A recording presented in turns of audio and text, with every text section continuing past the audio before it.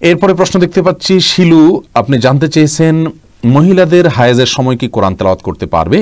বোন শিলু, এটা নিয়ে ওলামা একরামের মধ্যে মত পার্থক্য রয়েছে। অনেক ওলামাগণ বলেছেন কোরআন তেলাওয়াত মাসিক অবস্থায় মা বোনরা করতে পারবেন, কারণ কোরআনে কারিমের এই রাসূল করিম সাল্লাল্লাহু আলাইহি ওয়াসাল্লামের হাদিসের কোথাও স্পষ্ট করে নিষেধাজ্ঞা বর্ণিত হয়নি। মহিলা সাহাবীরা অনেকেই ছিলেন, কিন্তু কোনো জায়গায় নবী সাল্লাল্লাহু আলাইহি ওয়াসাল্লাম নিষেধ করেছেন স্পষ্টভাবে এটা জানা যায়নি। হায়েজ অবস্থায়, মাসিক অবস্থায় তাওয়াফ করতে পারবেন না এবং কোরআন স্পর্শ করতে পারবেন না, সালাত পড়তে পারবেন না, সিয়াম পড়তে পারবেন না। এর বাইরে স্বামী স্ত্রীর সহবাস করতে পারবেন না, আর সব কিছু করতে পারবেন, কারণ নিষেধ নেই। আবার এর বিপরীতে কোনো কোনো আসার দ্বারা নিষেধাজ্ঞার প্রমাণ করে থাকেন অনেক ওলামা একরাম, তারা বলেন যে পড়া যাবে না। এই মতটা বরং জমহুরের মত, অর্থাৎ পড়া যাবে না। তো এজন্য না পড়ে আপনি যদি তেলাওয়াত শুনেন সেটা হবে সবচেয়ে নিরাপদ। আর যদি আপনি হাফেজা হন, হিফজের ছাত্রী হন, অথবা কোরআন মুখস্থ আছে আপনার, সে অংশ ভুলে যাবেন মনে হয়, যদি আপনি নিয়মিত এভাবে আপনার পিরিয়ডের সময়টা বাদ দেন, তাহলে সেক্ষেত্রে আপনার জন্য বিশেষ ওজরের কারণে জায়েজ হতে পারে ইনশাআল্লাহ বিদিনা। কিন্তু নিরাপদ হলো না তেলাওয়াত করে এই টাইমটাতে শোনা। যদিও দলিলের দিক থেকে বেশি শক্তিশালী মনে হয় প্রথম মতটাকে, কিন্তু নিরাপদ হলো দ্বিতীয় মতটা, বিধায় না তেলাওয়াত করে শোনাটাই উচিত এবং বেশি উত্তম। আল্লাহু আ'লাম বিসওয়াব। এরপরে প্রশ্ন করেছেন পল্লব ইসলাম, আপনি জানতে চেয়েছেন মুআবিয়া রাদিয়াল্লাহু তাআলা সম্পর্কে শিয়ারা খারাপ কথাবার্তা বলে, তাছাড়া নাস্তিকরা হযরত আলী রাদিয়াল্লাহু তাআলা এবং মুআবিয়া রাদিয়াল্লাহু তাআলার যুদ্ধ নিয়ে নানা রকম মিথ্যাচার করে, এ সম্পর্কে কিছু বলেন। ভাই পল্লব, সংক্ষিপ্ত ভার্সনের এই প্রশ্নোত্তর সেশনে আমরা খুবই ছোট ছোট প্রশ্ন উত্তর দিয়ে থাকি। এটা একটা ইতিহাস নির্ভর বিষয়, অনেক লম্বা চড়া ইতিহাসের আলোচনা পর্যালোচনা করা এই প্রশ্ন উত্তর দেওয়ার সাথে আপনার সংশ্লিষ্ট, বিধায় আমরা এই প্রশ্নের বিস্তারিত উত্তর দিতে পারবো না। তবে এটুকু বলবো, মুআবিয়া রাদিয়াল্লাহু তাআলা আনহুকে শিয়ারা যে বাজে কথা বলেন, এই কারণেই তারা গোমরাহ এবং পথভ্রষ্ট। আল্লাহ নবী সাল্লাল্লাহু আলাইহি ওয়াসাল্লামের সাহাবীদের প্রতি সুধারণা রাখা আমাদের কর্তব্য। তিনি বলেছেন লা তাসুব্বু আসহাবি, আমার সাহাবীদের সমালোচনা করবে না, গালমন্দ করবে না। তাদের ব্যাপারে আমাদের বিশ্বাস হলো সাহাবীরা ফেরেশতা ছিলেন না, তারা মানুষ ছিলেন, তাদের দোষ ত্রুটি হয়েছে, ভুল হয়েছে। আল্লাহ সুবহানাহু ওয়া তাআলা সেই ভুলকে ক্ষমা করেছেন। আল্লাহ বলেছেন রাদিয়াল্লাহু আনহুম ওয়া রাদু আন, আল্লাহ তাআলা তাদের প্রতি সন্তুষ্ট হয়ে গেছেন এবং তাদেরকে আল্লাহ সুবহানাহু ওয়া তাআলা কোরআনে বিভিন্ন রকম সার্টিফিকেট দিয়েছেন, সনদ দিয়েছেন।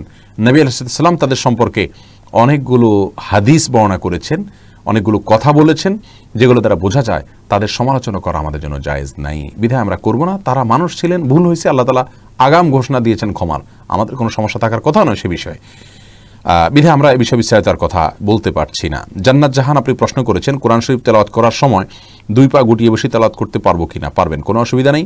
কোরআন শরীফ তেলাওয়াত করার সময় আপনাকে দোজানো হয়ে মাটি সালাতের সময় যেভাবে বসেন সেভাবে বসতে হবে এমন কোনো শর্ত নাই। আপনি ইচ্ছা করলে আসন দিয়ে বসতে পারেন বা অন্য কোনোভাবেও বসতে পারেন, অসুবিধা নেই। কোরআনের প্রতি অসম্মান প্রদর্শন না হয় এরকম কিছু হলেই চলবে ইচ্ছাকৃতভাবে, কিন্তু আপনি আরাম করে বসাতে কোনো সমস্যা নাই, কোরআন হাদিসে কোথাও নিষেধ করা হয়নি। ভাই মোহাম্মদ আকরাম প্রশ্ন করেছেন, আমার ছেলের 10 মাস বয়স, আরব আমিরাতে জন্ম হওয়ার কারণে আকিকা দেশে দেব নিয়ত করেছিলাম, এখন দেশে গিয়ে আকিকা দিলে কি জায়েজ হবে? হ্যাঁ, দেওয়া যেতে পারে ভাই আকরাম। সন্তান জন্মগ্রহণ করলে যেখানে জন্ম করবে ওখানেই দিতে হবে এমন কোনো কথা নেই, অন্য জায়গায় যদি তার আকিকা দিয়ে দেওয়া হয় হয়ে যাবে ইনশাআল্লাহ। জহিরুল ইসলাম জানতে চেয়েছেন গীবতের গুনাহ থেকে মুক্তির উপায় কি?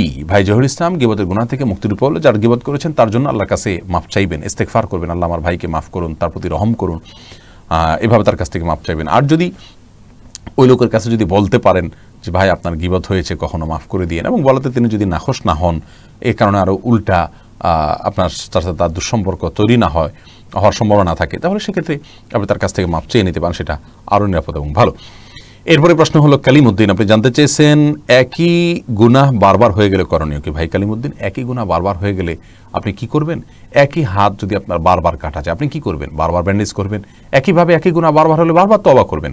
মনে রাখবেন আল্লাহ সুবহানাহু ওয়া তাআলার গুণবাচক নাম তাওয়াব। তাওয়াব শব্দের অর্থ আর তায়েব শব্দের অর্থ এক না।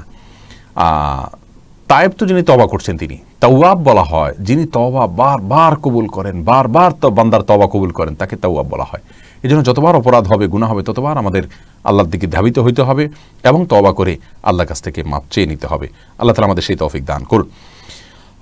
এরপরে প্রশ্ন করেছেন শাহিন BM, আপনি প্রশ্ন করেছেন হুজুর টি শার্ট পরে কি নামাজ পড়া যাবে?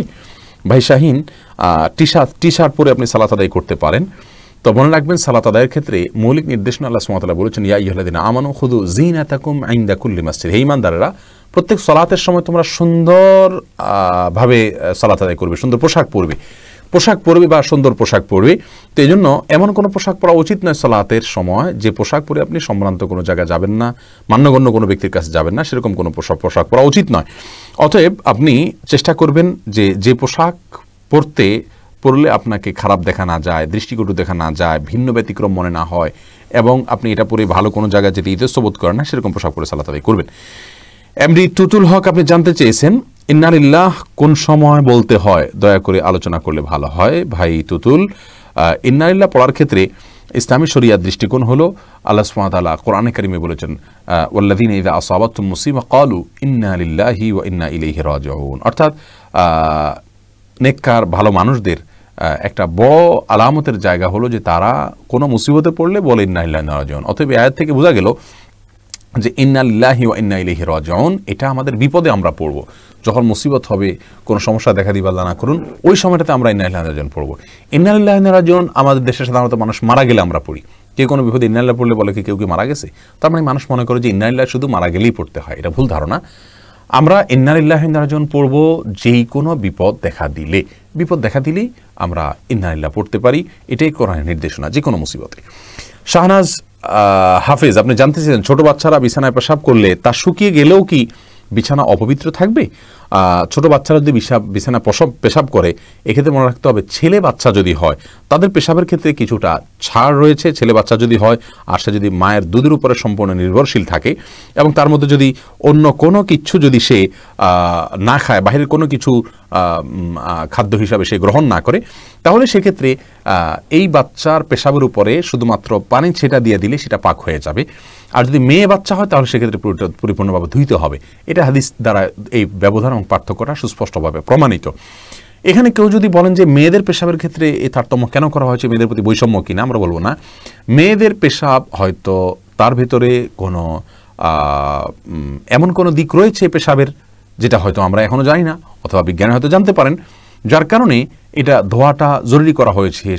সেটাতে দুর্গন্ধের বিষয় থাকুক অথবা অন্য কোনো ক্ষতিকর কোনো কিছু থাকুক যেটা আমাদের কাছে অজানা, কিন্তু ইসলামী শরিয়াত নির্দেশ করেছে, নিশ্চয়ই এর ভিতরে কোনো না কোনো কল্যাণ আছে।